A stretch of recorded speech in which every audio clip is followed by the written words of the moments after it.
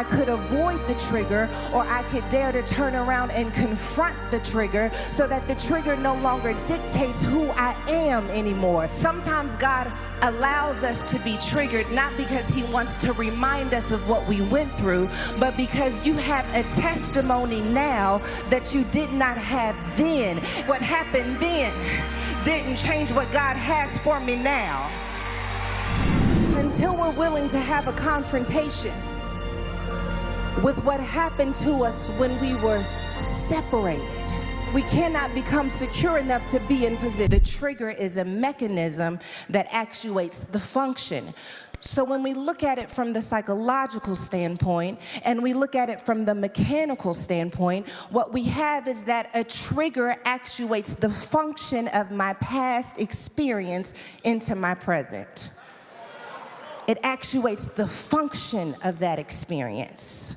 The fear connected to it is now activated because I have been triggered. Whatever you experience, whatever function it had in your life, when you're triggered, it actuates that function. That's why you're defensive and nobody really said anything that bad to you. It's just that it actuated the function of that. That's why you start talking crazy. That's why you shut down. That's why you get angry before you can even control yourself, because the moment I'm triggered, it actuates the function of what happened to me.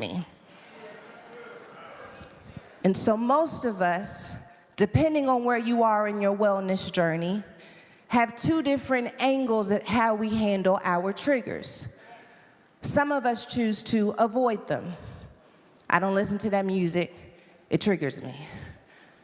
Can't talk to that person, it triggers me. I can't have that conversation. I can't go back home. I can't read that book. It triggers me. It reminds me of a season of my life where I wasn't at my best, where I was a victim, where I was hurt, where I was wounded. It actuates that function, and so I stay away from it. The only problem with this is that often when we avoid our triggers, we also avoid the healing connected to those moments.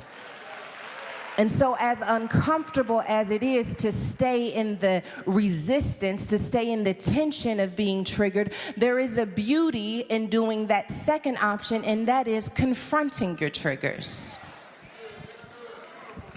When we confront our triggers, we say to ourselves, I am not going back to that experience so that I can experience it again. I'm going back to that experience so that I can give it language, so that I can give it expression, so I can say now what I wasn't able to say then. I'm afraid, I'm hurt, I'm wounded, and so I could avoid the trigger, or I could dare to turn around and confront the trigger so that the trigger no longer dictates who I am anymore. It no longer dictates what's possible for me. It no longer dictates who I am in relationship with, or whether or not I have boundaries, because I am learning to confront my triggers. When you confront your triggers, you have the opportunity to not only just give it language, but you have the ability to say to that version of yourself what you weren't able to say then. Sometimes God allows us to be triggered, not because he wants to remind us of what we went through, but because you have a testimony now that you did not have then. And if you wouldn't mind being triggered, then you could go back to then and say, I got something to tell you about now that's going to make then easier to deal with. I wish I could say that the way I feel it in my spirit, but I just feel like somebody has something now that they needed back then, and you think because you have it now that you can't get it then. But I hear God saying, if you allow yourself to be triggered, then you can go back and tell that season where you felt like the weapon was prospering that in fact it did not prosper. You can go back and tell that shame, I know you thought I would never make it to the other side, but I messed around and found out I actually am fearfully and wonderfully made. I know you didn't think that I would ever recover from that abuse. I know you thought that I would always be damaged to good, but while I am triggered, I want to go ahead and let you know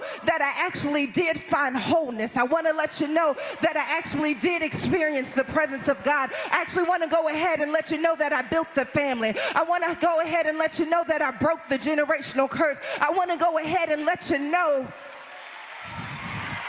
that what happened then didn't change what God has for me now.